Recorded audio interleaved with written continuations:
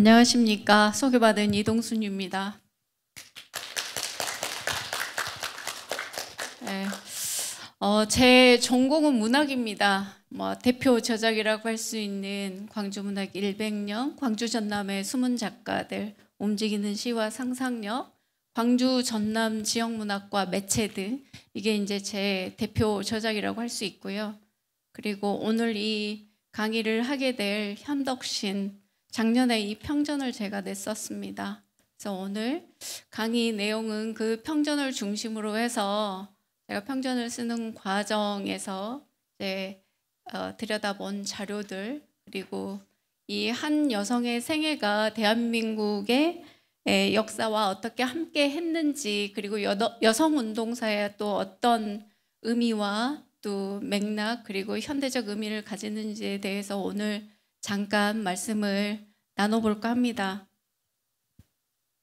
제 전공이 문학이라고 했는데 왜 갑자기 여성운동가까지 이야기를 하느냐, 이런 생각을 의문이 드는 분들이 계실 것 같습니다.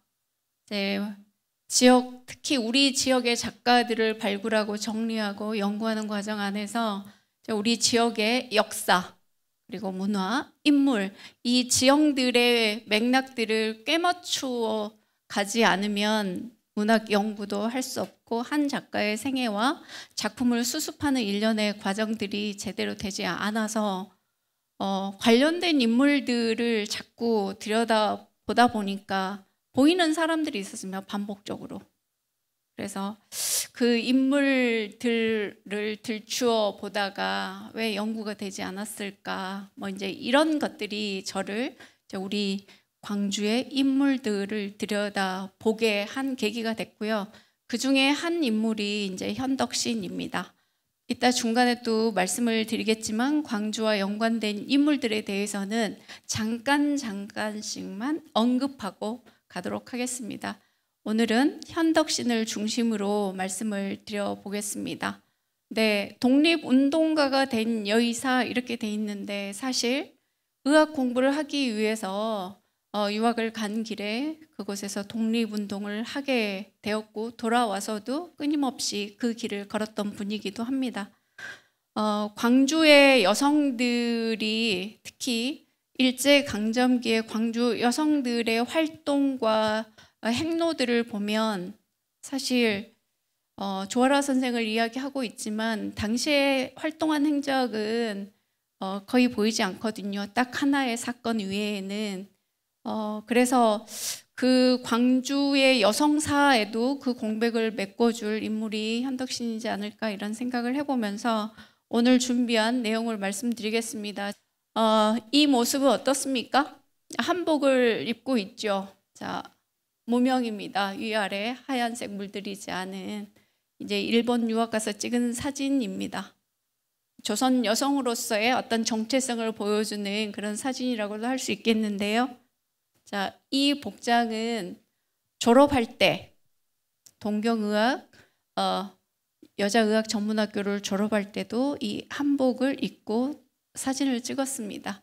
그래서 기존에 저를 아는 분들이 보신 자료보다 조금 더 업그레이드된 사진 등 자료를 조금 더 보충해서 보여드리도록 하겠습니다. 이제 이 공식적으로 국가기록원이나 어디에도 이 사진들이 들어있지 않기 때문에 이제 하나하나 보면서 설명을 드려보겠습니다. 자, 현덕신은 우리 광주 출신이 아닙니다. 보시면 아시겠지만 평안남도 용강에서 태어났습니다. 일남 이녀 중에 막내로 태어났는데 아버지가 일찍 돌아가셨어요. 그랬기 때문에 그 가족의 생계는 오빠가 책임을 졌습니다. 오빠하고 나이 차이가 좀 있고 그분이 바로 이 현석칠인데요. 이분입니다. 이분에 대해서는 사실 아는 분들이 많지도 않고 그가 가지고 있는 역사적인 위치에 대해서도 아는 분들이 별로 없으신데요. 오늘 현덕신에 앞서서 현덕신의 에게 또 영향을 미친, 그리고 현덕신이 현석칠에게 미친 영향관계 등등도 함께 말씀을 드려보도록 하겠습니다. 평안도 용강 출생인데 어떻게 해서 현덕 씨는 이화학당, 서울에 있는 이화학당을 다니게 되었을까? 제가 그것을 풀어드리는 겁니다. 현석칠 목사입니다. 옆에 이 사진은 현석칠이 아니고 유우석님입니다. 유관순의 오빠 되겠습니다. 자, 이 현석칠은 우리 서울을 중심으로 해서 남쪽은 미국의 남장로 교회가 선교 활동을 주로 했었고요. 서울 중심으로 해서 북쪽은 감리교단이 먼저 들어와서 활동을 했습니다. 그래서 배재 그리고 이화학당은 다 감리교단의 학교입니다. 그걸 아시면 되겠고요. 광주 같은 경우는 지금 장로회에서 들어와서 숭일이나 수피아 그리고 기독교 병원을 설립했죠. 목포로 먼저 들어왔다가 양림동에 거점 본부를 마련하고 광주의 기독교가 이렇게 형성이 되게 되는데 북쪽에 감리교회가 먼저 들어와서 서울까지 활동의 영역이 급속도로 넓혀서 서울에 학교를 열고 세브란스 등 병원을 연 곳이 감리교단입니다. 그래서 이 현석칠 목사는 매서인이 됩니다. 매서인, 책을 파는 사람. 근데 무슨 책을 파는 사람? 성경책을 파는 사람입니다. 자, 먹고 살아야 되고 가족의 가장으로서 생계를 책임져야 했었기 때문에 그러면서 감리교회에 입회를 해서 선교 활동을 하게 되고 목사가 됩니다. 조금씩 용어가 다르더라고요. 전도사에서 보시면 감리사 뭐 이런 무슨 이런 용어들을 쓰고 있더라고요. 그래서 이제 교회 평양에 해주를 거쳐서 평양 그리고 공주 교회에 담임 목사로 오게 됐는데 이때 3.1 만세 운동을 만나게 되죠. 제가 여기에 이 유석 선생의 사진을 가져온 이유가 여기에 있습니다. 공주 영명학교의 교사들 그리고 학생들과 함께 공주에서 4월 1일 날 거사를 하기로 준비한 사람이 현석칠입니다. 물론 단독으로 준비한 건 아니고요. 함께 준비를 했는데 그 함께 준비한 사람의 유관순의 오빠인 유우석이 있었고요. 4월 1일 날 유관순의 오빠인 유중권, 어머니 이소재, 그리고 유우석, 유관순 이분은 현장에서 돌아가셨습니다. 그리고 끝까지 단 한 번도 회절하지 않고 독립될 때까지 11번의 투옥을 당하신 분이에요.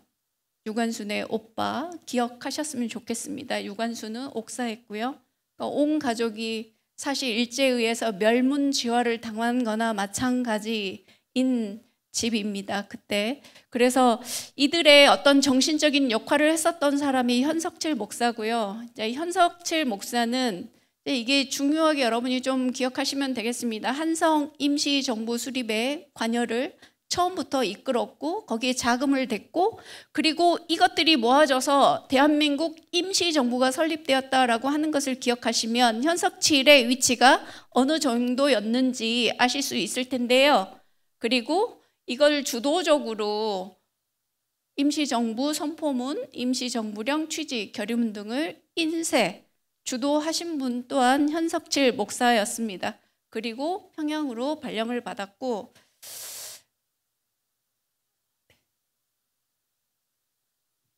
그리고 철원의 애국단 사건에도 연루되어서 또 투옥돼서 재판을 받았습니다. 그 다음에 우리가 김소월의 시에 등장하는 영변의 약산 진달래꽃, 영변의 또 목사 감리사로도 갔고 그다음에 다시 평양 유정교회 주로 북쪽 지방에서 목회 활동을 하셨습니다. 그리고 여기 35년에 만주로 이주해서 만주 용정 아시죠? 윤동주 시인이 태어나고 자랐던 그리고 목사 문익환 목사 기억하실 거라고 생각합니다. 이분들이 태어나서 성장했었던 그곳의 교회로 가서 담임 목사를 하다가 41년에 만주에서 친일 단체들이 생기고 기독교 단체들이 거기에 친일에 가담하는 것을 보고 목회 활동을 멈춥니다. 그리고 돌아가셨는데 윤동주 묘역 옆에 안장이 되어 있었던 것을 정말 다행히게도 감리교단에서 그곳을 방문했다가 쓰러져 있는 비석을 보고 세워보니 현석칠 목사 지묘 이게 발견이 되고, 그리고 태어난 배경과 자식들 이게 있어서 이제 돌아와서 국가보훈처와 함께 이 유해를 모시고 와서 대전 현충원에 지금 안장되어 있습니다. 이거는 굉장히 잘한 일이죠. 지금은 윤동주 유해를 모시고 오고 싶어도 모시고 올 수 없는 상태가 됐잖아요. 중국과의 관계 아래서.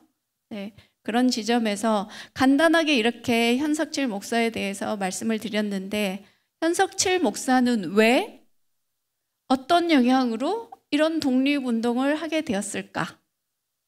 요거 의문을 가지시고 그 다음에 현덕 시인을 만나보도록 하겠습니다.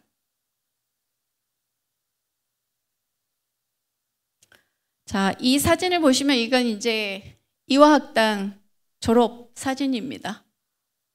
현덕 씨는 네, 여기 가운데 있습니다.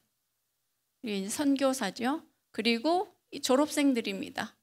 이 중에는 대표적으로 제가 여기다 명단을 다 옮기려고 했는데 제 머릿속에 기억은 되지 않아서 독립운동을 하신 분도 있고, 그리고 하와이로 이주해서 거기에서 독립운동 하신 분도 있고, 또 노래, 성악가로 노래를 하신 분도 있습니다. 그리고 이화학당의 응원가인지 독립가인지 그걸 쓰신 분도 있거든요. 제가 이름을 다 기억하지 못해서 명단을 못 옮겨서 죄송하고요. 자, 이 사진이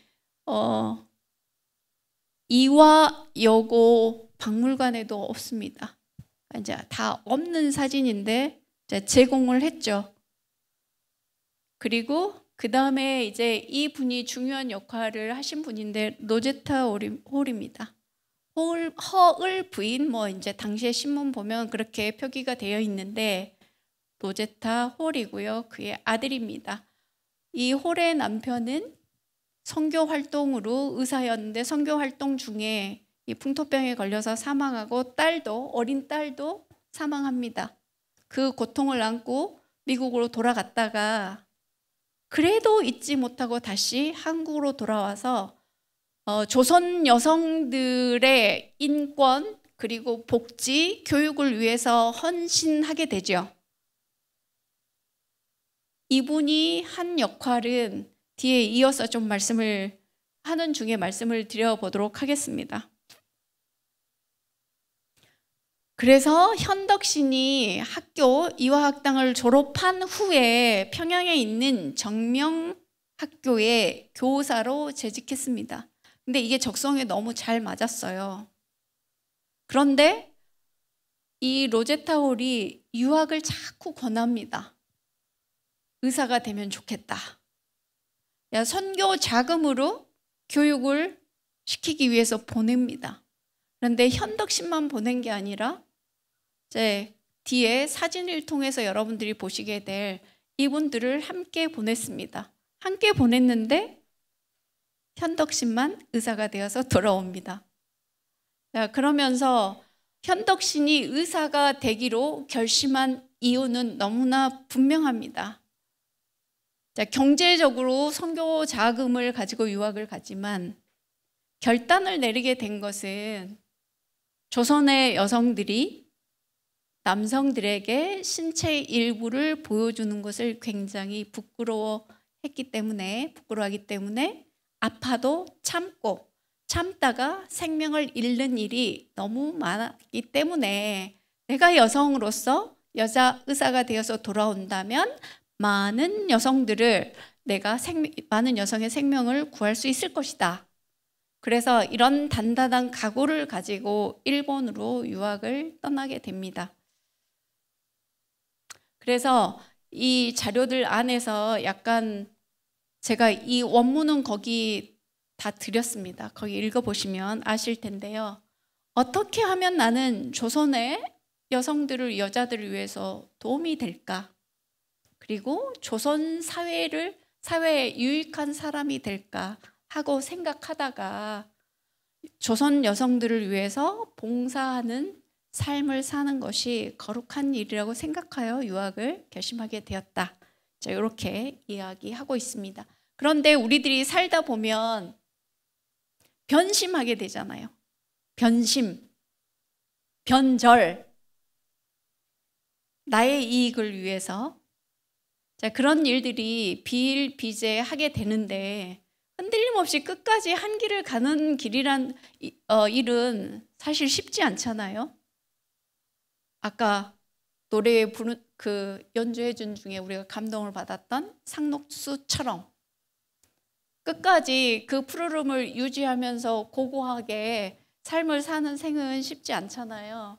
그런 점에서 먼저 말씀을 드리면 현덕 씨는 그런 삶을 살았던 여성입니다. 회절하지 않았다. 변절하지 않았다. 끝까지 당신이 세운 그 길을 걸었다. 라고 말씀을 드리면서 이어서 그의 일본에서의 활동을 좀 말씀을 드리겠습니다. 여자계를 발행하게 되는데 일본에 유학 중인 여성들이 모여서 발행한 잡지가 여자계고요. 유학생 전체, 자, 남학생 중심으로 냈던 게 학지광입니다. 학지광. 많이 들어보셨을 것 같습니다. 학지광이 나왔는데 거기에 여성들만을 위한 목소리를 담기는 어려웠죠. 그래서 여자 유학생들끼리 모여서 어디에? 동경에서 유학하고 있는 이 유학생들이 모여서 친목회를 만들고 그리고 우리의 친목을 도모하기 위해서라는 목적으로 여자계라는 잡지를 발행합니다. 지금 2호의 표지인데요. 여기에 보면 회장이 김마리아이고 총무는 나혜석입니다. 다 들어본 이름이죠. 김마리아는 누굽니까? 김마리아? 들어보긴 했는데 뭐라고 설명하기는 어려우신가요? 네, 독립운동가입니다. 네, 광주하고 아주 밀접하게 연관되어 있는데 사실 수피아 또 조금 이따가 뒤에 사진을 보면서 좀 말씀을 드릴게요. 그 다음에 나혜석은 어떻게 하시나요? 최초의 여성 최초의 서양 화가입니다. 배우 나문희의 고모 할머니입니다. 네. 이 나혜석은 최초의 여성으로서 최초의 서양 화가이고 일본에 유학을 갔습니다.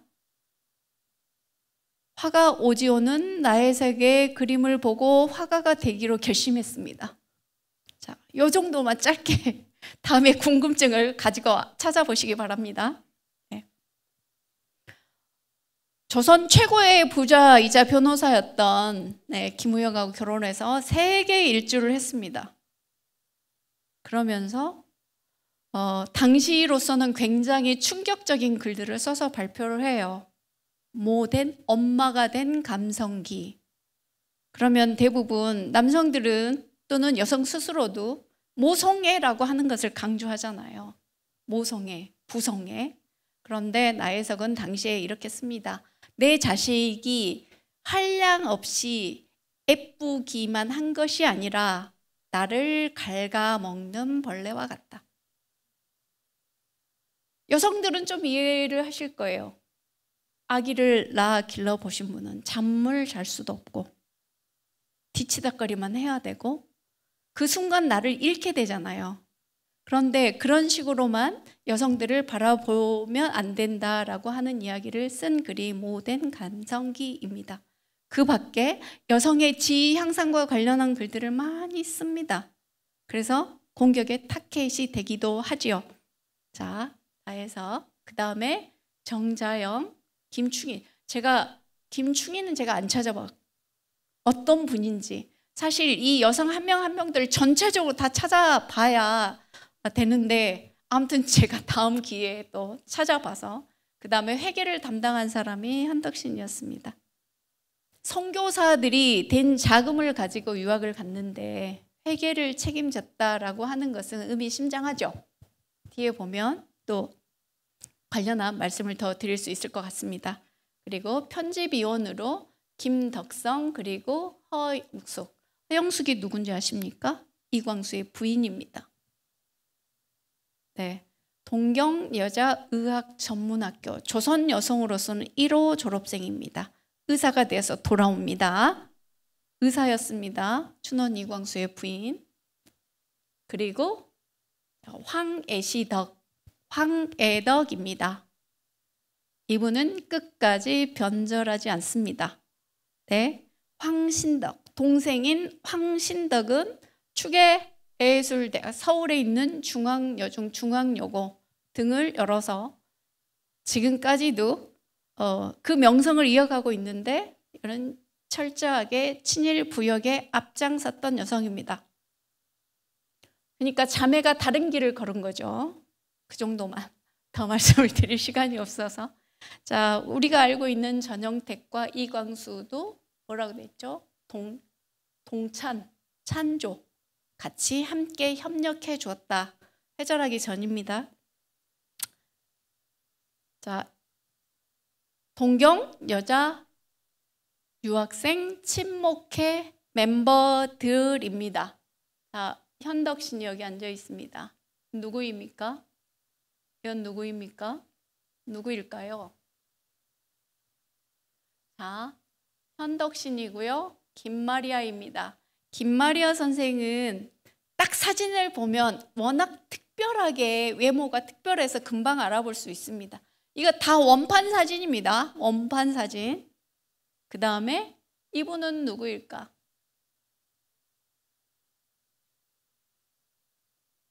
네, 나혜석. 네, 눈치상으로. 네, 이분은 제가 파악이 아직 안 됩니다. 아무튼 이게 이제 유학생 여자 동경 여자 유학생 친목회 회원 멤버들이고요. 여기에 우리가 중요하게 생각할 게 이거 있습니다. 1919년 28 독립선언에 김마리아가 남자 유학생들이 준비하고 있는 거사에 자금을 전달하는데 그 자금의 출처는 현덕신입니다. 현덕신이 김마리아를 통해서 전달했는데 뒤에 이제 여러분한테 드린 글 속에 어려운 것 중에 하나가 배고픔을 참는 것이었다. 네, 라고 했는데 그 배고픔을 참는 것 중에도 그 돈을 모아서 전달했으니 아까 상록수처럼 우리는 또 어떻게 살아야 할 것인지 다시 반문하면서 그의 삶을 더 쫓아가 보도록 하겠습니다. 자, 그 다음에 이 사진을 보시면 사실 이 인물들이 다 누군지 저도 아직 모르겠습니다. 당시에 유학하고 있었던 도쿄에 유학하고 있었던 여학생들이 많지는 않았기 때문에 근데 1대1로 얼굴을 가려내는 작업을 해야 되는데 남아있는 기록이 많지 않기 때문에 1대1이 매칭하는 작업이 안 돼서 차후에 제가 과제로 남겨두고 있습니다. 현덕신 여기 있고요. 김마리아 선생은 여기 계시고요. 그 다음에 또 얼굴이 너무 분명하게 잘 보이는 사람 중에 아까 황애덕 선생님 여기 계시고요. 여기는 황신덕 같습니다. 네, 이 정도로만. 잘 모릅니다. 저도. 네, 이 사진이 당시 사진이기 때문에 그러면 이제 여기에서 본격적으로 독립운동가로서의 현덕신의 면모를 조금 말씀을 드리고 가보도록 할게요. 28 독립선언을 제가 말씀을 드렸는데 이 관련해서는 뒤에 그의 남편과 관련해서 또 말씀을 드릴 기회가 있을 텐데 일단 먼저 말씀을 드리고 간단하게 가보겠습니다. 1919년 2월 8일 동경에 있는 기독교 청년회관에서 유학생들이 600여 명이 집결합니다. 그래서 독립만세를 외치게 되죠. 그 출발이 어디에 있냐? 우리는 전라도 사람으로 물론 외부에서 광주에 정착하고 계신 분들도 계시겠지만 전라도 사람으로서의 정체성, 멋진 모습을 보여주는 인물들이 출발점입니다.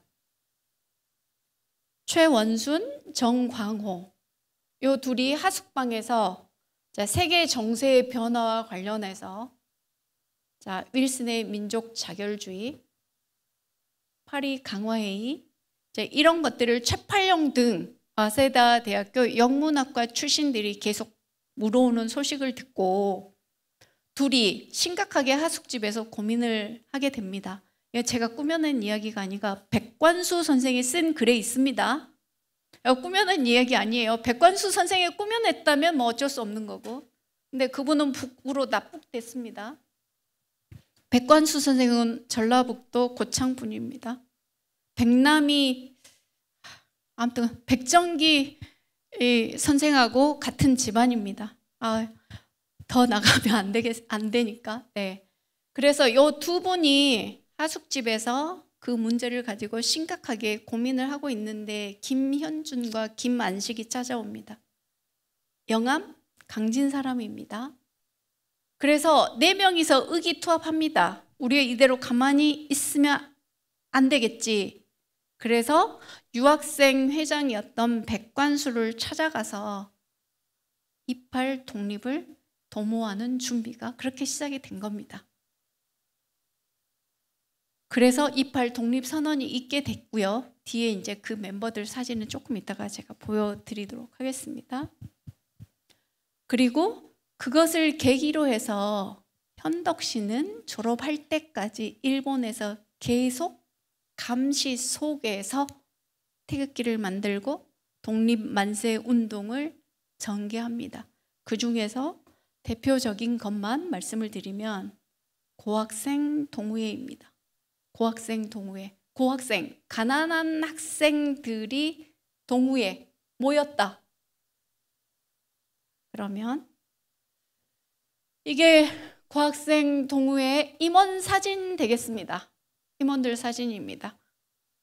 제가 이 사진을 만났을 때 아주 쾌재를 불렀습니다. 고학생 동호회가 결성이 되고 이 결성의 목적은 여기에 있습니다. 가난한 학생들과 노동자들이 거처할 수 있는 기숙사를 마련하고 그들이 공부할 수 있는 환경들을 우리가 만들어 보자 라고 해서 결성된 단체가 고학생 동호회입니다. 고학생 동호회가 결성이 되고 나서 그 자금 마련을 위해서 전국 순회 연극단을 꾸리게 되죠.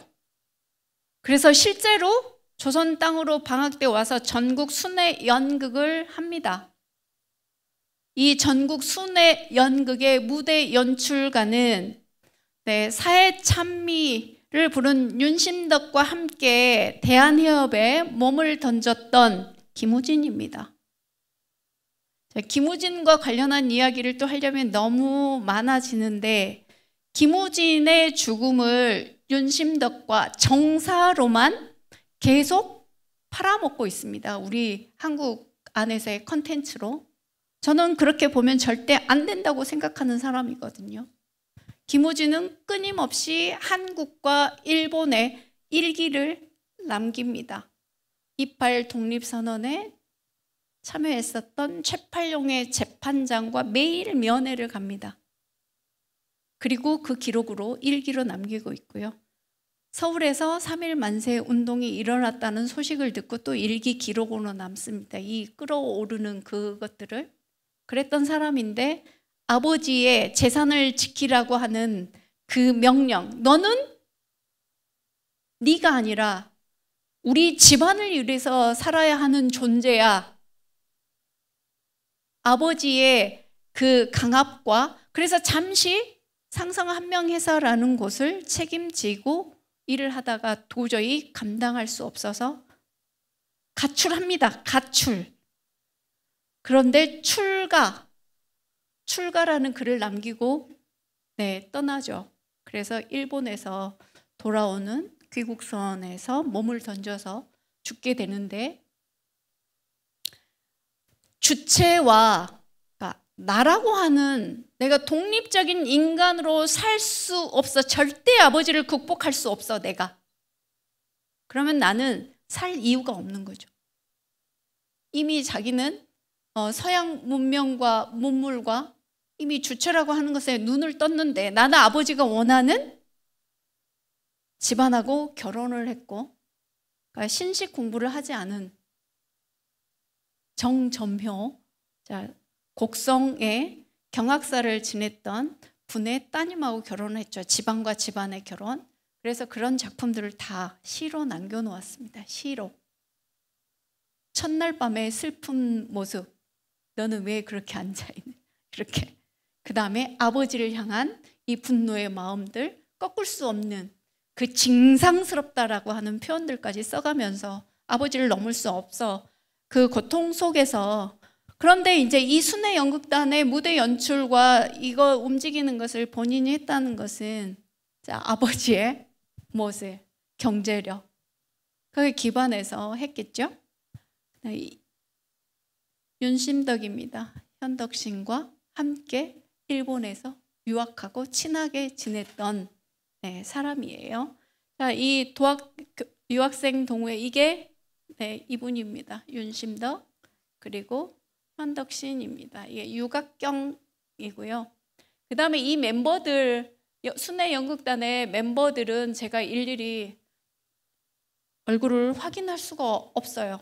여기에는 분명히 김우진이 있을 텐데 김우진의 모습도 안 보이고, 제 눈에는 누가 누군지 파악이 잘 안 되고요.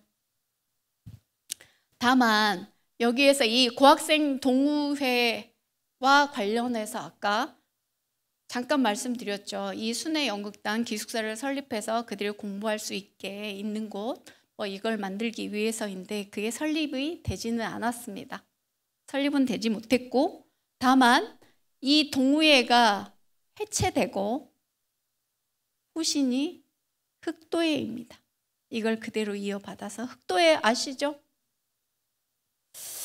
모르시면 안 되는데, 아나키스트 박렬하면 또 아시나요? 네. 그래서 현덕 씨는 굉장히 진보적인 여성이었던 것으로 일단 추정이 됩니다. 사회주의 사상을 일찍 받아들이고 그걸 몸으로 실천했던 여성. 그래서 끊임없이 감시를 받아요. 감시를 받고, 그런 중에도, 감시 중에도 연애도 다니고 막 그렇습니다. 자, 이게 그 증거인데요. 요 시찰 인물, 일본 경시청에서 기록으로 남겨놓은 겁니다. 여기에 현덕 씨는 갑 1급 감시 대상자입니다. 갑 1. 그러니까 어떤 존재였는지 좀 짐작이 되시죠? 일본에서 조선 여성의 구심점이자 또 독립운동가로서 그의 활동들이 이렇게. 그런데 반면에 여기에 또 이름이 올라 있는 사람이 있습니다. 현준호, 호남은행 현준호 맞습니다. 근데 그냥 거기는 갑이에요. 갑 1, 2도 아니고 그냥 갑입니다. 아시겠죠? 그 다음에 최원순이 있습니다. 그의 남편이 되거든요. 나중에 귀국해서. 을입니다. 을. 그 다음에 또 한 사람이 있어요. 여기 정광호. 제가 아까 말씀드렸죠. 이팔 독립선의 출발에 있는 사람. 이분은 나중에 임시정부에 가서 활동을 하시거든요. 대한민국 임시정부에. 어디 사람이다? 광주 사람이다. 광주 사람이다. 그리고 바로 옆에 있는 서석초등학교 출신이다. 이 두 분은 친구입니다. 이 정도로만 말씀드리고 넘어가 보겠습니다. 아까 말씀드렸던 황신덕이 여기 있네요. 네, 회절, 변절 일제에 부역한 대표적인 여성이 됩니다. 그리고 이 과정을 다 겪고 그래도 포기하지 않고 잠시 휴학도 했지만 포기하지 않고 졸업을 하게 됩니다. 이 졸업사진입니다. 아까 제가 말씀드렸죠. 주인공 한복을 입고 위아래 물들이지 않은 하얀 백의를 입었습니다. 기념하고 있죠. 1921년 동경여자의학전문학교 졸업 기념 사진입니다. 그래서 여기 보면 이제 의사가 되었다. 조선의 4번째 의사가 되어서 귀국한다. 어려운 과정을 다 마쳤다. 그리고 보니까 다음에 독일로 유학을 가서 더 의학 공부를 하고 싶다라는 포부를 밝혔다라고 되어 있습니다. 네, 독일로 유학을 가지 못하죠. 의사가 되기까지 나는 얼마나 그 과정을 힘들게 보냈는지에 관해서 이렇게 또 여러분께 나눠드린 자료집 안에 들어 있습니다. 원문 전체를 드렸기 때문에 보시면 돈이 없어서 배를 줄였고, 그리고 문화의 차이로 인해서 어른들이 오면 무조건 일어나서 안녕하십니까 인사를 했는데 거기는 그런 문화가 아니어서 그 문화 때문에도 힘들었고, 그 다음에 해부학 실습할 때 아주 리얼하게 표현을 했습니다. 해부실에 3-4개 되는 시체를 놓고 생도들이 칼을 들고, 지금처럼 환경이 그랬던 환경이 아니죠. 냄새도 나고. 네, 그래서 인간 백정이 되었던, 그래서 과연 여자로서 내가 이걸 할 수 있을 것인가. 그런데 애초에 유학길에 올랐을 때 나는 조선 여성과 조선 사회를 위한 사람이 되어야겠다라고 하는 큰 꿈을 가지고 유학길에 올랐기 때문에 여러 가지 어려움이 있었죠. 잡혀가기도 하고 감시를 당하기도 하고 했었던 그 어려움들을 다 극복하고 졸업을 하게 됩니다. 졸업을 하고 귀국을 해서 총독부 병원에 문을 두드립니다. 이른바 수련의 과정이죠. 지금 같으면. 그래서 그곳에서 2년간 수련을 하게 되는데, 그것도 직접 찾아가서 나 이렇게 졸업을 하고 온 사람인데 나 병원에 근무를 좀 할 수 있게 해달라.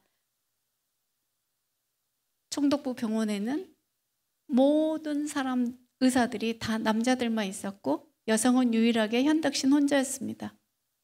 화장실이 제일 불편했죠. 밥 먹을 때도. 네, 그런 어려움과 고통 속에서 그 수련을 마쳤는데, 자, 조선 여성을 위해서 여성 의사가 되겠다라고 했던 것은 뭐겠어요? 지금 현재로 보면 부인과죠. 부인과, 산부인과. 네, 그래서 산부인과 전문의가 되는 거죠. 수련 마친 다음에 노제타 홀이 부릅니다. 동대문 여성병원으로 와서 근무를 하면 좋겠다 해서 동대문 여성병원으로 자리를 옮겨서 여성들을 보살피는 일을 하죠. 그런데 그 여성들을 보살폈던 동대문 부인병원은 지금 현재 이화의료원입니다. 이화여대 병원인 거죠. 부속병원입니다. 이거는 자 보시면 아시겠지만 다 남자들 가운데 여자 의사 홀로 앉아있고 나머지는 다 간호사들입니다. 시간이 많이 흘러서 조금 빨리 해야 제가 준비한 내용들을 다 말씀드릴 수 있을 것 같습니다. 네. 결혼사진입니다. 최원순과 결혼사진이고요.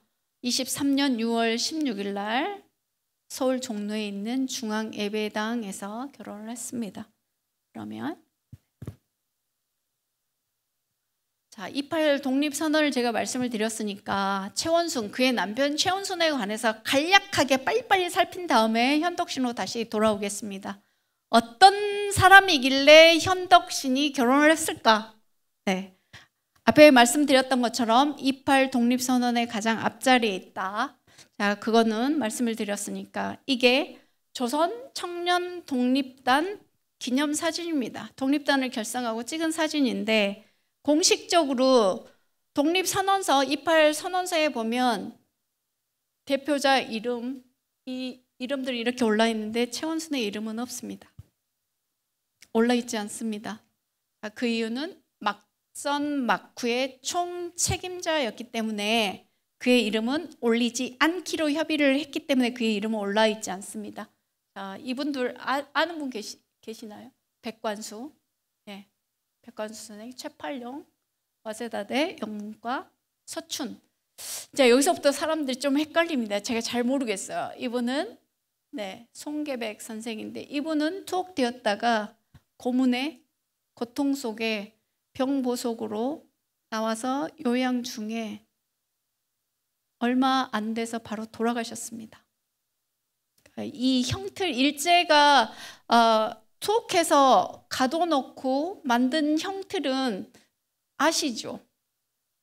위아래로 대못을 만들어서 위아래로 압착해서 고문을 가하고 거꾸로 매달려서 통닭구이 일명 매달아 놓고 두들겨 패거나 주전자에 물을 담아서 거꾸로 매달려 있는 사람들에게, 우리 독립지사들에게 물을 붓고 고춧가루를 써서 붓고 전기 고문과 물고문을 했었던 거. 그래서 옥사하신 분들이 많은 거예요. 감옥에 계시다가. 이분이 최원순입니다. 이분은 광주 사람 장영규입니다. 아무튼 이런 분들이 28 독립선언의 대표자로 선두에 서서 그걸 이끌었던 분들이고요. 나머지는 빨리빨리 생략하겠습니다. 이게 원본 사진입니다. 아까 앞에 그 사진은 한겨레에 나왔던 거 제가 우연히 봤는데 그게 나와서 이 사진이 원본이 여기가 있는데, 광주 공립이 서석초등학교고요. 14년에 졸업해서 경기고등학교, 서울에 있는 경기고등학교 부속 교원 양성소 같은 곳을 다닌 것으로 보입니다. 근데 주소도 안 맞고 뭣도 안 맞고 하니까 그걸 떼줄 수 없다, 개인정보 때문에. 그래가지고 그거 확인을 못했는데 구두로만 졸업하지는 못했습니다만 가르쳐 주더라고요. 유일하대요. 최원순이라는 이름을 가진 사람이 딱 한 명 있는데, 이게 개인정보법 때문에 연구가 진행이 안 됩니다. 후손들 막 위임장 이게 다 해도 안 되더라고요. 네. 자, 출발점, 이건 앞에 말씀을 드렸으니까 일단 넘기겠습니다. 시간이 없어서. 최원순은 독립선언 이후에 동아일보가 후원하는 전국 순회 강연단의 일원으로 3년 내리 연속 참여합니다. 자, 순회 강연. 유학생들이 순회 강연을 가는 곳마다 우리 지금 여기처럼 이 객석을 채우지 못하는 초라함이 아니라 차고 넘쳐서 해산시킬 지경에 이를 만큼 많은 조선 사람들이 소식을 듣기 위해서, 새로운 걸 알기 위해서 이렇게 모였습니다. 유학생들이 많지 않았던 시기이기도 하고 우리가 무엇을 어떻게 해야 할까라는 고민이 많았던 우리 조선인들이기도 하고 해서 이분들이 전국으로 1대, 2대, 3대로 나누어서 기차를 타고 움직였습니다. 하루에도 2군데, 3군데씩 옮겨 다니면서 이들은 왜 이런 열정을 불살랐을까? 그것도 한번 여러분들이 생각해 보시면 또 상록수를 연상시켜 보시면 될 것 같습니다. 최원순은 학지광의 편집장이기도 했고요. 학지광뿐만 아니라 현대라는 잡지에도 여러 편의 글을 썼는데 대표적으로 천부인권론만 말씀드립니다. 본인이 모든 걸 직접 창작해서 쓴 건 아니다. 이미 많은 사람들이 했었던, 연구되었던 걸 토대로 해서 이 글을 쓴다. 천부인권론은 하늘 아래 모든 인간은 똑같이 존중받을 권리가 있다. 여전히 지금도 여전히 통하는 이야기죠. 불평등한 사회에 우리가 살고 있고 한쪽에서는 여전히 전쟁 중이고, 그렇습니다. 하고 싶은 말은 많지만 넘기겠습니다. 그리고 이광수의 민족 개조론을 비판하는 글을 써서 발표합니다. 천도교의 개벽사에서 발행한 개벽이라는 잡지에 1922년 5월에 이광수가 민족 개조론이라는 글을, 굉장히 글이 깁니다. 학자들도 이 글을 처음부터 끝까지 읽어본 사람은 많지 않을 겁니다.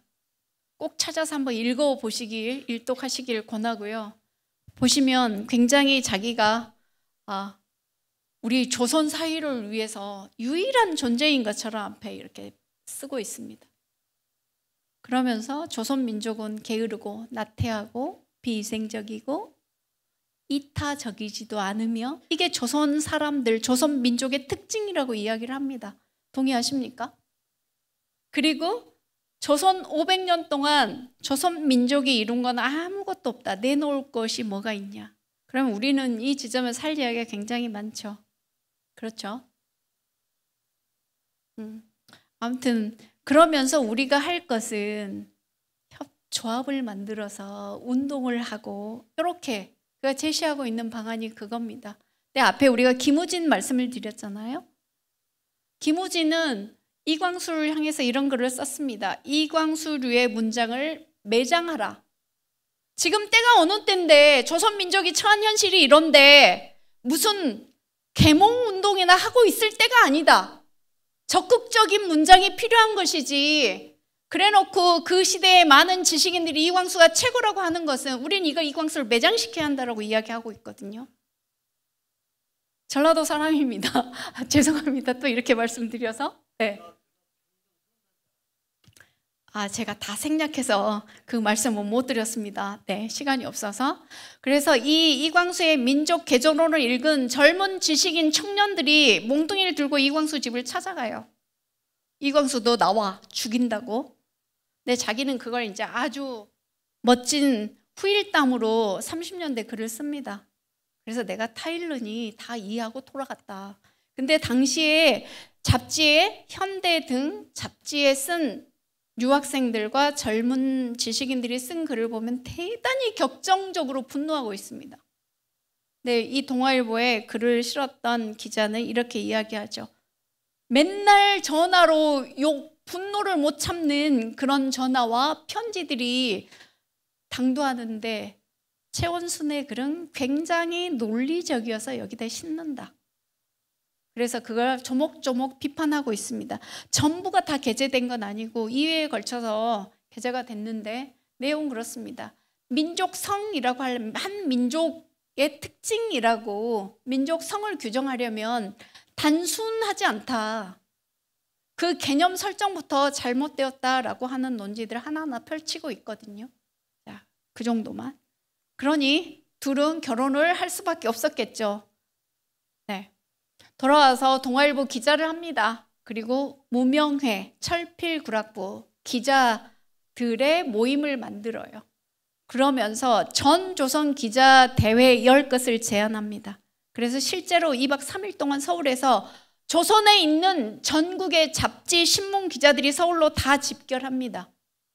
그래서 기자는 어떤 것이어야 하는지에 대해서 또 최원순이 강의를 합니다.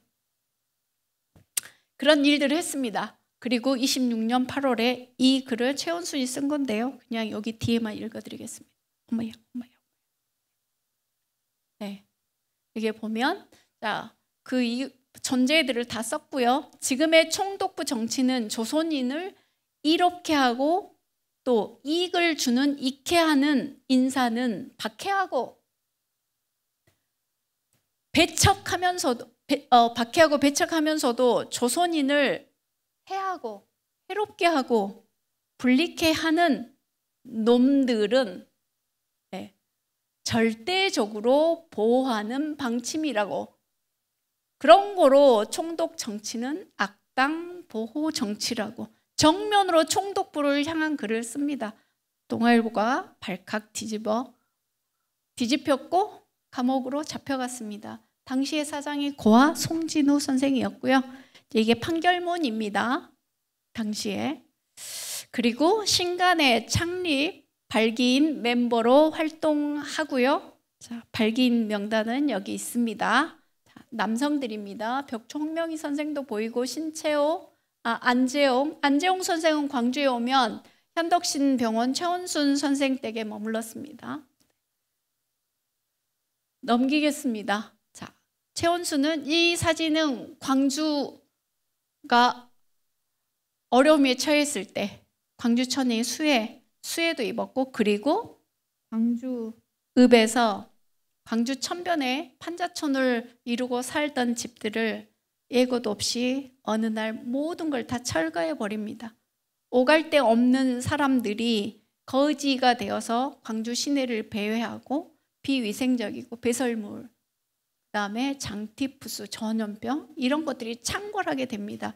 그때 빈민구제회를 결성합니다. 그리고 대책 마련에 나서죠. 네, 총독이 광주에 내려왔을 때 직접 만나서 해결해 줄 것을 요구해서 오케이, 자, 응답을 했는데 대답은 끝까지 그걸 해결해 주지 않아서 결국에는 국민구제연구회 회원들이 십시일반해서 지금 임동에 집을 지어줍니다. 광주는 이렇게 아름다운 곳이었습니다. 있는 사람들이 가난한 사람들을 위해서, 현준호가 사실 그 시간은 아니지만 현준호 집 앞에는 가난한 사람들이 날마다 줄을 섰어요.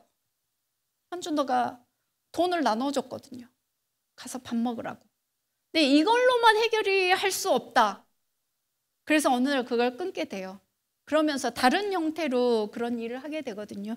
물론 현준호는 나중에 일제 부역을 하게 되지만, 네, 거기까지만 하겠습니다. 이 그때의 사진입니다. 빈민, 국민, 자, 임정. 국유지 거기에도 지어달라고 해도 안 해줘요. 그래서 실제로 이제 준비해서, 그 다음에 개유구락부, 개유구락부의 멤버들은 광주 유지들이었습니다. 앞에 국민구제연구회도 최영종 목사, 그 다음에 그의 동생인 최영욱 의사이자 해방의 초대 도지사를 역임한 그분들과 함께, 네, 했습니다. 이게 서가정의 모습이고요. 최원순이 머물렀던 공간입니다. 27년 이후에 폐병이 걸려서 광주로 귀향을 해서 광주에서 활동했습니다. 그래서 개유구락부라든가 국민구제의 활동은 광주에 내려온 이후에 요양 중이면서도 활동을 했고, 서울의 유명한 인사들을 광주에 초청해서 사상 강연을 연 사람도 최원순입니다. 현덕신의 남편감으로 어떻습니까? 네, 그렇죠. 이분도 끝까지 회절, 변절, 친일의 발을 담근 기록은 아직 제가 보지 못했습니다. 네, 지금 이건 춘설원입니다. 이 자리에 방금 전에 봤던, 네, 서가정이 있고, 이곳이 오방정이 되었다가 지금 현재 춘설원입니다. 세 분의 거처 공간이 바로 지금 현재 춘설원으로 남아 있습니다. 자, 다시, 네, 현덕신으로 돌아옵니다. 돌아와서, 자, 병원의 의사로, 그것만 한 게 아니라 학교의 생물교사로, 그리고 여자 기독교 청년의 활동으로 그의 몸은, 네, 10개여도 부족할 만큼 전방위적으로 활동을 합니다. 전방위적으로. 그런데 재미있는 것은, 자, 이렇게 기록들이 다 있습니다. 사진으로 남아있고, 자, 여기는 김환란이죠. 네, 김환란입니다. YWA가 여자 기독교 청년회 YWCA의 가장 앞에 기록에 보면 김필래와 김환란이 나옵니다.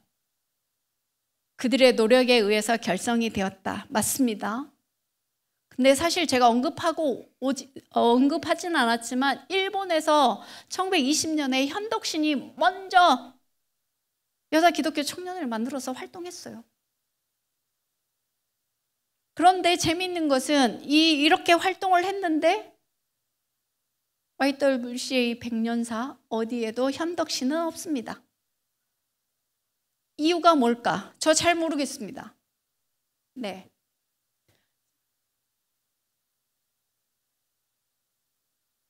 네, 여기에 아까 누구죠? 황예덕 선생도 계시죠? 네. 넘어갈게요. 그리고, 네, 서울 여자 기독교 청년회 회장도 역임했습니다. 그런데 왜 없을까요? 뭐 때문일까요? 예? 총독하고 상관없죠. 그 이후에 그의 후배들이, 동시에 활동했던 사람들이 그를 왜 뺐을까요? 자, 저도 잘 모릅니다. 여러분들이 해결하십시오. 네. 이런 활동들을 펼칩니다. 그리고, 네, 이 사진은요, 이렇게 보도됐죠. 그리고 실제로 YWCA 화면 사진으로만 보는 이 기록에도 이건 있어요. 이게 올라와 있어요. 이 신문 기자. 근데 현덕신의 앨범에는 원판 사진이 있습니다. 재밌죠? 근데 왜 빼고 없을까요? 재미있습니다. 자, 태화관을 아시죠? 태화관이 태화 여자 진찰소로 바뀝니다.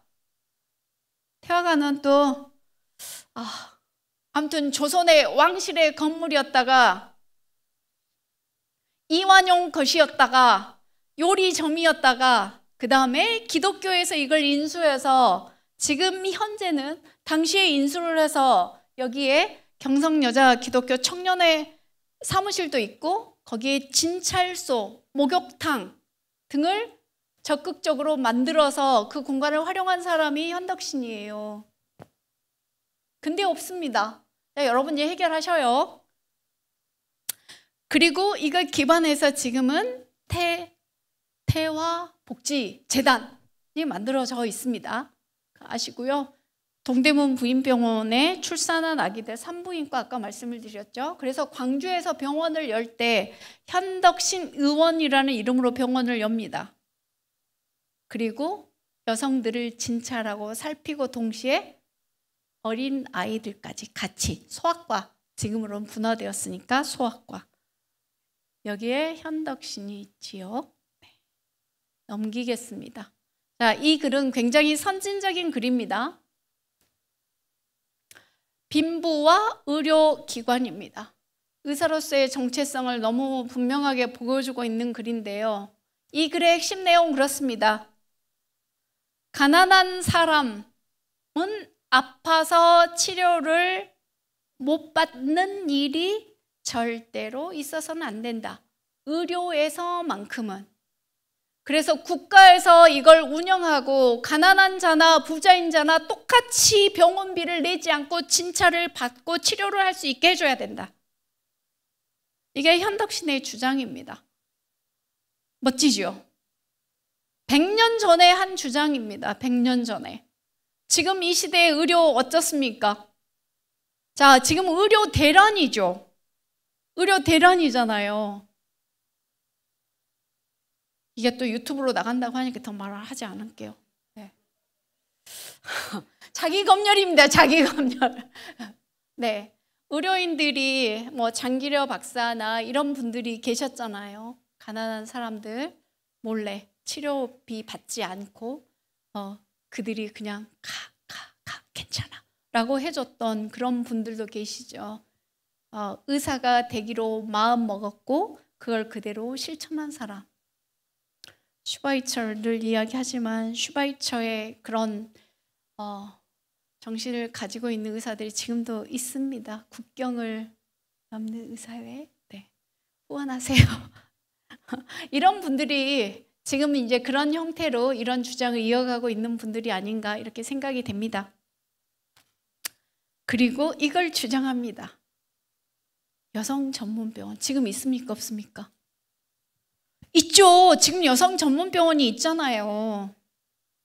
100년 전에 여성들만이 진료할 수 있는 여성 병원이 필요하다.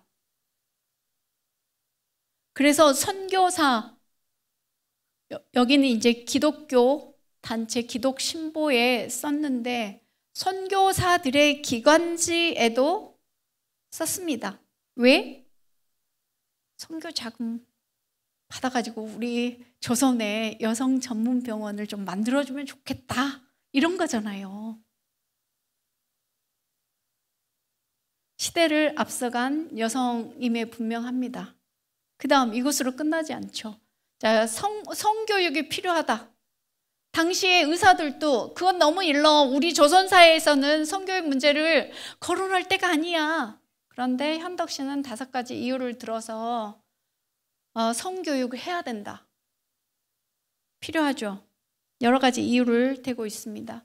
특히 지금 이제 사춘기라는 표현을 쓰잖아요.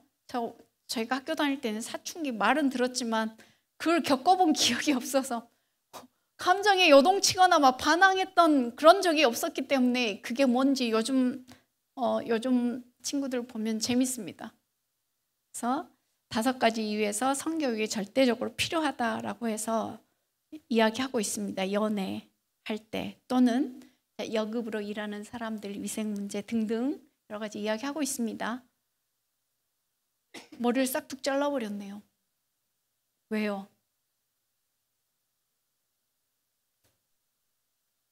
자, 머리를 우리 조선 여성들은 결혼을 하면 결혼하기 전에는 긴 머리 댕기를 지었잖아요.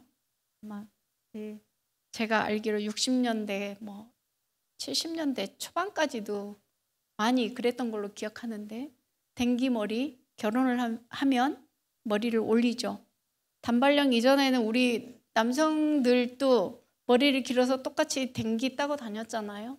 결혼하면 머리를 올리고 상투를 틀었습니다. 똑같은 거예요.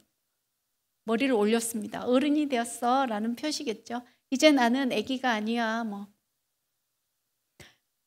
그 쪽을 지었던 현덕신 사진을 보면 쪽진 머리는 아닌데 아무튼 쪽을 지었던 여성들의 이 머리채를 자른 거죠. 남편이 잘라주었습니다. 최원순이. 자른 날짜도 여기 있더라고요. 네. 본월 7월 1일 하오 5시경에 머리를 잘랐다. 왜 잘랐어요? 제가 아까 그랬죠. 몸이 10개라도 부족하게 그렇게 열심히 뛰었다.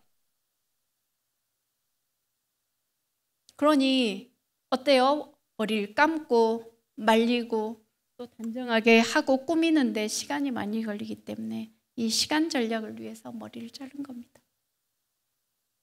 그래서 별공곤이라는 잡지에서 또 이렇게 이야기합니다. 왜 머리를 잘랐니? 나는 끝까지 단발할 거야 라고 하는 내용으로 또 인터뷰한 내용이 이렇게 실려 있습니다. 그 다음에 아까 신간회 발기인으로 최원순이 활동했고 임원으로 활동했다 말씀을 드렸죠.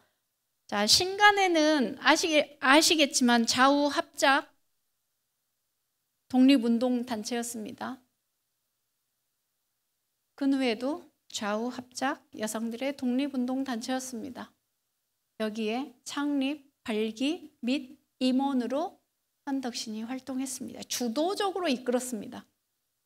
여기 제가 여성의 지위 향상 단결, 조선 여성 운동 전선의 총체적 사명을 다한다. 이 총체적 사명이 바로 그겁니다. 독립운동. 김한란이 회장했습니다. 이때까지 멀쩡했네요. 유각경, 유영준, 자, 사찰이라는 간부직의 이도교, 주세죽은 누군지 아시죠? 박헌영의 부인입니다. 이정 박헌영. 조선공산당. 네. 할 이야기 많은데 넘어갈게요. 현덕신, 강정희, 임분순. 이분들이 또 임원으로 활동을 하는데 실제로 이제 여성들 분쟁이 있었을 때 현덕신이 문제 해결하러 나섭니다. 동대문 부인병원의 선교사들이 조선 간호사들을 차별하고 이렇게 하는 싸움이 일어났어요. 그 문제 해결 위해서 현덕신이 또 나서서 해결합니다. 해결해 준다고 했는데 또 그 선교사가 다음에 보니까 또 근무를 하고 있어.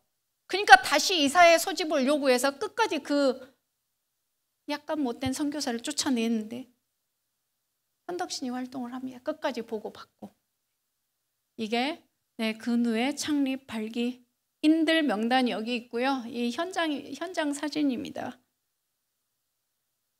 이렇게 활동하다가 광주로 내려오게 되죠. 27년 10월에.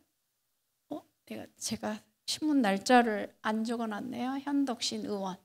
처음에 현덕신 의원을 개원한 곳은 지금 말고 예전에 환희백화점 자리에 현덕신 의원을 개원하게 됩니다.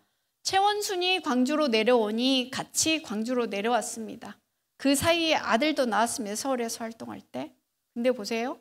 요즘 우리 사회의 경력 단절 문제가 심각하잖아요. 여성들. 그래서 아기를 낳지 않는다. 내 자리가 없어진다. 그 다음에 많은 어려움이 있다. 뭐 등등. 그럼에도 불구하고 100년 전에 현덕 씨는 이 활동들을 하나도 멈추지 않고 다 했죠. 최원순이 무엇을? 최원순과 현덕 씨는 1대1의 평등한 관계를 유지했기 때문이에요. 그래서 자기의 결혼 생활은 연애할 때보다 훨씬 더 좋다. 우리 지금 여기 앉아 계신 우리 여자 선생님들 그렇습니까? 손에 물 한 방울 안 묻히게 해줄게. 걱정하지 마. 내가 다 할게. 뭐 이런 분들이 계셨겠죠. 네. 결혼해보니 현실은 또 온갖 어려움이 따랐겠지만요. 그리고 근우의 광주 지혜도 만듭니다. 네, 근우의 광주 지혜 활동은 사실 두드러지게 무슨 활동이 있었던 건 아니에요. 네, 저는 그게 또 궁금해지긴 합니다. 왜 활동이 많지 않았을까? 궁금해지는데 아직 궁금증을 해결하지는 못했습니다. 그리고 재난동포 구제회 그리고 광주협회를 창립해서 어려움을 겪는 동포들을 구제하는 활동을 펼쳤습니다. 의사로서 뿐만 아니라 광주 지역 사회에서 이렇게 활동을 했던 거죠. 그리고 남동 40번지로 이주해서 병원을 이주해서 여기가 주거지와 함께 병원이 있게 된 거고요. ACC에서 전대병원 쪽으로 막 나가면 왼쪽 지금 이제 길 확장 공사하고 있는데 그래서 무슨 표지석을 못 세웠습니다. 네, 그곳에 이 현덕신 병원이 있었고요. 그리고 신생유치원, 보육학교 이런 것들도 만들어서 운영을 했습니다. 진료, 여성으로서 여성들을 치료하고 보호하는 활동과 더불어서 이제 어린이들을 키우는 보육학교를 만들어서 요즘으로 치면 신생유치원을 먼저 만들었어요. 신생유치원을 만들어서 어린이들을 잘 자라고 건강하게 자랄 수 있는 환경을 구축했고 그러려면 또 필요하죠. 교사가 필요하잖아요. 유치원 선생님이 필요하니 학교를 설립해서 여성 교사들을 양성한 사람이 현덕신입니다. 그게 지금 이 공간은 사라지고 없습니다.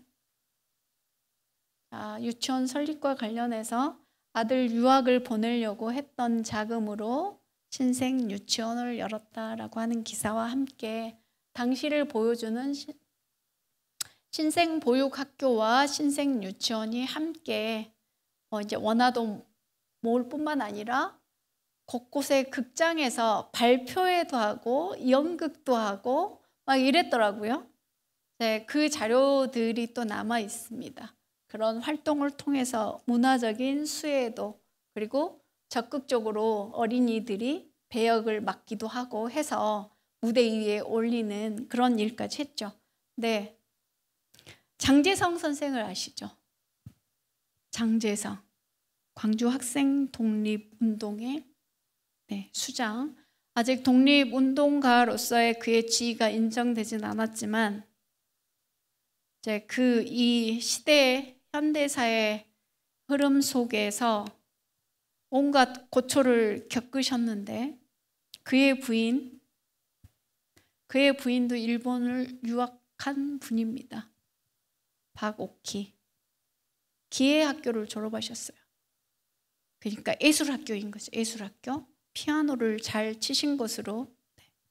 그분도 근우의 활동을 했습니다. 그리고 그 이전에 부인의 활동도 했고 장제성 선생이 그렇게 희생이 되셨기 때문에 이제 자식은 키워야 되잖아요. 총살 당한 줄은 다 아실 터이니까. 현덕신 선생이 신생유치원에서 네, 같이 박욱희 선생님 모셔서 네, 교사로 재직했습니다. 대부분 다 모르는 이야기들이죠. 사진 기록도 다 있고요. 제가 오늘 여기는 옮기지 않았습니다. 그리고 이제 제가 건너뛰었는데 시간이 부족할까 봐 너무 빨리 건너뛰어서 살짝 이제 건너뛴 이야기 중에 수피아 여학교하고 숭일학교가 폐교했잖아요. 문을 닫았죠. 신사참배를 강요하니 유일신을 믿는 기독교에서는 그것을 용납하고 받아들일 수 없어서 수피아의 교장은 유할애였습니다. 자진 폐쇄했죠. 순천의 매산학교도 그렇고 목포의 정명여학교도 그렇고 다 문을 닫았습니다. 그리고 일제가 그들이 요구하는 대로 계속 해주길 원했으나 유할의 선교사를 비롯해서 몇몇 사람들은 그에 응하지 않았죠. 그러니까 강제 출국을 시킵니다. 강제 출국. 유할의 선교사는 이감알을 데려다 키우고 있었습니다. 부모는 다 감염이 되어서 돌아가셨는데 못에 감염이 돼서 한센병에 일명 문둥이라고 예전에 불렀던 그것에 감염이 되어서 부모가 다 돌아가셨는데 아이가 홀로 남은 거예요. 그 아이를 데려다가 유할의 선교사들이 보살폈습니다. 근데 강제 출국을 당장 나가야 되는데 그 아이를 어떻게 할 방법이 없는 거예요. 그것을 안 현덕신이 입양합니다. 공식적으로 호적에 올려서 재적 등본에 딸로 등재되어 있습니다. 이름은 진주입니다. 제가 여기에 그 사진을 못 올렸는데 사진이 있습니다. 선교사가 가지고 있는 사진이었고 그리고 그 책 속에서 제가 그 책을 뒤져서 읽다가 그 사진을 발견을 했는데 아주 꼬마 때 그런데 호적에 올릴 때 최원순 선생이 돌아가시기 전에 임신한 것처럼 서류도 그렇게 맞추어서 철저하게 자기 자식으로 호적에 올렸는데 그분은 지금 현재 생존해 계십니다. 성남에 생존해 계시는데 이것을 어떻게 알게 되었느냐. 제가 최원순과 현덕신의 이 독립운동 기록을 전부 다 수집해서 따로따로 두 분의 활동을 제본을 했어요. 그리고 국가보훈처에 신청했습니다. 이분들에 대해서 독립운동가로 지정해줘야 한다. 그들의 공적 기록도 제가 다 쓰고 그래서 이 두 분은 2020년 3월 1일자로 독립유공자가 되셨는데 보훈처에서 이제 이 직계 가족들 조사하다 보니까 자식으로 생존해 계신 분이 있었던 거예요. 근데 손주들도 그분과 단절되어 있어 현덕신 선생의 손주들도 그분들과 단절되어서 생존해 계신 줄 전혀 몰랐는데 보훈처 공식 정부 기관은 이게 열어볼 수 열람할 수 있었기 때문에 그래서 그분이 현재 성남에 거주하고 계신 걸 알고 그의 후손이 직접 찾아가서 동의를 받고 1년 하는 그런 과정이 있었습니다. 그래서 후손들에게 정부에서 일정 정도의 뭐라고 해야 되나요? 네, 아무튼 그래서 지금 현덕신 선생에 대해서는 그 진주님께서 받고 계시고 최원순 선생에 대해서는 광주에 유일하게 지금 국내에 거주하고 계신 여러분들 다 아실 겁니다. 최영훈이라는 화가 네, 그분이 받고 계시죠. 그 독립유공자 증서는 다 제가 제안을 했어요. 그냥 이거 다 받으셔가지고 어디 그냥 넣어놓지 말고 꾸며라. 전시관으로 꾸미면 좋겠다. 다 전시해놨더라고요. 다음에 뭐 아시는 분 있으면 가서 보시면 아실 수 있을 것 같습니다. 네. 자, 그 다음 신생 유치원을 설립했다. 신생보육학교 졸업사진입니다. 이게 안 보셨죠? 우리 선생님들도 안 보신 자료죠? 네. 아들 최원순과 현덕신 사이에는 최상옥이라는 이분 아드님 한 분이 있었습니다. 그리고 자식이 더 없고 유일하게 진주를 입양해서 2명이 된 거죠. 연세 드셨을 때 그의 아들 그리고 신생보육학교 학생들입니다. 이게 59년도 사진이니까. 그리고 해방이 된 후에 건준에서 활동을 합니다. 사실 건국준비위원회는 몽양 여운형 선생을 중심으로 해서 먼저 8월 15일 날 정오를 기해서 일본 왕이 항복선언을 라디오를 통해서 했잖아요. 근데 사실 먼저 건준 여운형 선생이 총독부에 가서 이 행정권 이양을 하는 작업이 먼저 선행되고 있었던 걸로 저는 압니다. 그래서 건준을 중심으로 해서 이제 건국준비위원회 중심으로 해서 돌아가고 있었던 우리 독립된 대한민국은 미군이 들어오면서 다 불법화돼 버립니다. 인정하지 않고 미군정청이 다 소나기에 넣고 그 다음에 이제 우리 남한 사회를 다스리게 된 거죠. 그리고 48년이 돼서 이승만이 대통령이 되면서 남북에 서로 다른 정부가 만들어지게 되는 거죠. 사실 그 부분에 대해서 또 이제 이 자리에 계신 분들은 또 많이 아실 것 같으니까 더 이야기할 필요는 없을 것 같습니다. 그리고 조아라 선생과 함께 여자 기독교 청년회 재건 작업을 하게 됩니다. 그래서 초대 회장은 김현승의 어머니 그리고 2대 회장은 현덕신이 합니다. 광주 기독교 청년회. 근데 또 묘합니다.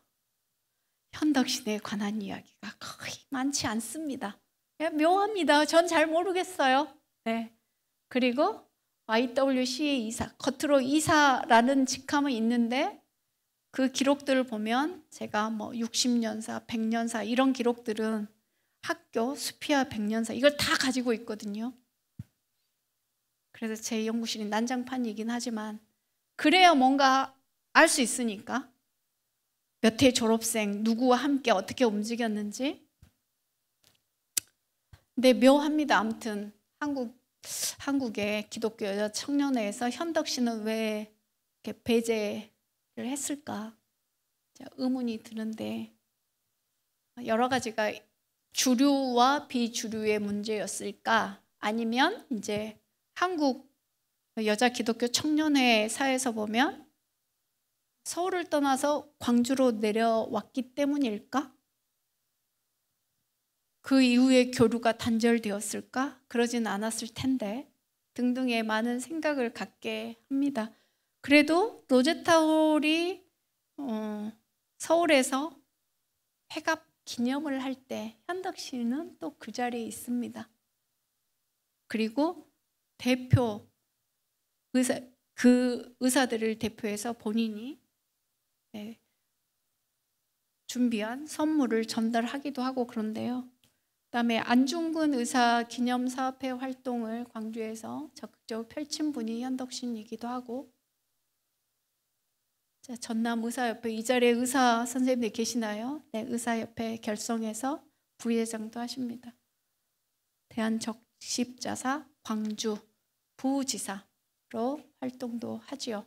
그리고 이제 이후에는 해방 한국 전쟁 지금 전후를 해서는 여러 단체에 다 걸치고 계십니다. 독립 촉성회에도 걸치고 계시고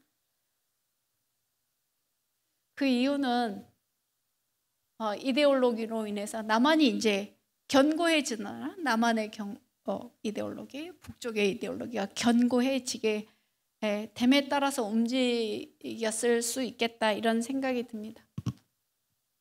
63년 11월 27일 날 세상을 떠나셨는데 그때 허연 전남일보 문화부장이자 시인이었던 분이고요. 주기훈, 수피아 교사이기도 했고 또 한 분이 더 있습니다. 이수복 선생의 시는 굉장히 길어서 제가 옮기진 않았는데 시인 이수복, 봄비를 쓴 이수복도 이 조시를 써서 그의 삶을 기리고 있습니다. 다 육필로 돼 있고 그런데 제가 옮긴 거여서요. 3월 초하루 산천 초목도 함께 울던 그날의 만세소리 쟁쟁한 만세소리 이렇게 해서 이웃들의 어머니 이웃들의 가슴에 등불처럼 켜지네 그 이름은 현덕신 현덕신 선생님. 그래서 또 이렇게 시로 그의 삶을 마지막 가시는 길을 또 함께 하고 있습니다. 자, 그래서 다시 총정리를 해보면 더 많은 스토리들이 있고 인물들에 관해서 조금 옆으로 더 많은 이야기들을 드렸으면 좋았을 텐데 제가 앞에 초반에 시간을 너무 많이 쓴 것 같아서 뒤에 막 달렸더니 약간의 시간 여유가 남네요. 네. 이상 현덕신에 관해서 좀 말씀을 드렸고요. 아까 김마리아 선생을 이야기할 때 조금 더 말씀을 드리고 싶었는데 시간 때문에 넘겼었는데 김마리아 선생만 좀 광주 여성사로 편입을 시켜야 할 인물로 조금만 더 말씀을 드리고 제가 마무리할게요. 길지 않게 짧게 마무리하겠습니다. 김마리아 선생은 28 독립선언서를 가지고 광주로 들어왔습니다. 왜 광주로 왔나요? 여기 이제 제가 가계도를 아까 좀 말씀을 드리며 이해하시기가 편할 텐데 광주에 그의 언니 김함나가 있었습니다. 언니 김함나. 김함나의 남편은 남궁혁 목사. 자, 금정교회. 지금은 광주 제1교회. 지금 치평동으로 이사를 갔더라고요. 전대병원 앞에 있었는데 그곳의 목사였습니다. 그리고 그전엔 수피아 선생이었고 그전에는 목포의 영흥학교의 선생이었습니다. 광주로 와서 장로를 하다가 목사가 되었고 그리고 미국 유학도 다녀오시고 평양신학교의 최초의 조선인으로서 교수도 됩니다. 그래서 남궁혁의 부인인 김함나가 광주에 오랫동안 머물러 있어요. 남편 유학을 갔을 때도. 그리고 또 한 명 김필레가 있었습니다. 김마리아의 고모입니다. 나이 차이가 별로 나지 않은 고모. 김필레가 김마리아와 김함나는 김필레의 가장 큰 오빠 장남의 딸들이었고 김필레는 두 번째 부인이 낳은 딸이었기 때문에 그래서 김필레의 오빠는 김필순이고요. 세브란스 1호 의사입니다. 중국의 망명해서 독립운동가들의 독립자금을 지원해 주다가 독살되신 분이고 아무튼 김필레가 최영욱과 결혼을 해서 광주에 머뭅니다. 최영욱은 누구냐? 최응정 목사의 동생이자 정율성 선생의 어머니인 최영원의 동생입니다. 이해되시죠? 그리고 김순애는 김필레의 언니입니다. 김규식의 부인입니다. 상해 임시정부. 그래서 사실 옆으로 살짝 나간 이야기이긴 하지만 정율성의 5남매 5형제가 전부 다 중국에 망명해서 중국에서 독립운동을 합니다. 기록이 다 있습니다. 네, 정율성 하니까 공산당에 가입했고 이제 이것만 부각이 되는데 사실 5남매가 전부 다 중국에서 망명해서 활동했습니다. 의열단에 가입했고 그리고 국내에 들어와서 의열단 단원을 모집해서 각오하는 역할들을 했었던 것이죠. 유일하게 한 분만 정효룡만 독립운동의 공적을 인정받았습니다. 자, 그냥 그랬었던 건 아니라는 걸 살짝 아시겠죠? 이야, 네. 어찌됐든 김마리아가 이팔 독립선언을 가지고 몰래 변장을 하고 광주로 들어와서 김함나의 집에 머물다가 이틀 머물다가 서울로 올라가서 서울에서 독립운동을 하다가 투옥이 됐습니다. 여학생들하고 이화 학생하고 정신 학생들하고 규합해서 탈로가 났어요. 누가 밀서를 했다, 밀고를 했다. 근데 나는 절대 밀고 하지 않았다. 뭐 이제 이렇게 이야기하고도 있는데 어찌됐든 그로 인해서 잡혀가서 김마리아 선생이 죽기 목숨만 붙어 있는 꼴이 됐어요. 그래서 병보석으로 풀려나서 광주에서 2달 동안 요양을 합니다. 몸을 회복해서 양림동, 지금 보면 교회가 3개가 있잖아요. 양림동에. 네, 막 태극기 깃발 꽂혀 있는 그 양림교회 가시면 거기가 사택이 있었던 걸로 보입니다. 그래서 주소지, 그 기록은 어디에 있냐? 남궁형 목사가 어디를 통해서 미국으로 갔다라고 하는 일제 기록에 보면 그의 집에 김마리아가 언제부터 언제까지 그 집에 있었다, 요양했다라는 기록까지 있습니다. 그래서 몸을 회복해서 서울로 올라간 다음에 망명했고 미국으로 유학을 가서 다시 중국 땅에서 독립운동을 하다 돌아가셨어요. 근데 이렇게 구체적으로 이야기한 평전들도 있는데 그 평전에는 이런 이야기들이 전혀 담겨 있지는 않습니다. 그냥 그런 내용들만 우리가 그냥 알고 있는 약간의 미화된 팩트가 아니고, 그래서 김함나라고 하는, 그리고 김마리아, 김필레, 요 3사람, 그리고 그의 김필레의 어머니인 안성은이라는, 이거 전도 부인의 활동을 했습니다. 필경, 성경을 필사하는 일. 그러니까 그들이 원래는 저 위에 북쪽에 소래라고 하는 곳에 소래 교회를 열었던 김윤방, 그의 가족들이 교회를 열었습니다. 그랬던 인물들이 이제 남쪽으로 내려와서 광주까지 내려오게 된 거죠. 그리고 김마리아는 수피아에서 1910년부터 14년까지 교사를 했습니다. 제가 사진을 찾았어요. 정혜업, 정율성 5남매의 아버지인 정혜업도 수피아에 있었는데, 네, 그분의 사진과 같이 있습니다. 같이 찍은 사진이에요. 그래서 대한민국 독립운동사뿐만 아니라 대한민국의 여성 독립운동사에도 광주는 중요하게 역할을 했다라고 하는 것을 알 수 있는데, 그런 기록들은 전무합니다. 누군가가 계속 연구를 해서 업그레이드하는 작업을 해야 되는데 그게 지금 현재는 빠져 있는 상태고요. 그래서 좀 살짝 말씀을 드렸습니다. 최영원의 5차식, 그러니까 정율성만 기억하면 안 돼요. 정율성의 5남매, 정율성이 막내고 그 위에 형 누나를 기억하셔야 되고, 그리고 그의 부모를 기억해야 됩니다.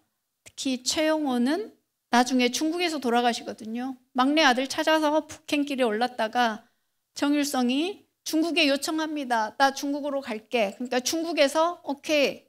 그래서 김일성한테 이야기를 해서 정율성은 중국으로 갑니다. 그게 1950년 10월이죠. 이런 기록들 보면 처음에 이제 정율성이 북쪽에서 협력한 건 맞습니다. 그리고 종군 작가로 서울까지 왔죠. 부인할 수 없는 팩트이고 사실입니다. 네, 독립운동가로서의 정율성은 노래를 만들었던 사람, 노래를 왜 만들었느냐? 네, 힘을 모으기 위해서, 뜻을 모으기 위해서, 마음을 모으기 위해서, 눈에 보이지 않는 무기이기 때문에. 자, 이렇게 접근하시면 맞을 것 같고요. 김마리아 이야기하면서 약간 이야기들이 조금 확대되었습니다만, 김마리아 선생을 광주 여성사에 넣어서, 사실 다 북쪽 분들이기 때문에 특별히 기리고 있거나 이러진 않더라고요. 제가 아는 바에서는. 그래서 그런 운동들도 이 자리에 계신 분들이 좀 힘을 합해서 함께 해주시면 어떨까, 이런 생각도 해보았습니다. 자, 현덕신과 함께 일본에서 유학하는 것을 계기로 해서 28 독립에 참여했고, 그리고 광주로 들어와서 선언서를 전달했고 정광호는 서울로 가지고 가서 그것이 또 이제 내려와서 장성에서 인쇄되고 복사되고 광주에 19년 3월 10일 날 만세운동이 전개되는 일련의 과정이 있다. 그 역할들을 현덕신이 중요하게 했고 김마리아가 중요하게 했다. 그리고 출발은 최원순이 있다. 이렇게 이해하시면 될 것 같습니다. 제 강의는 여기서 일단 마치겠습니다.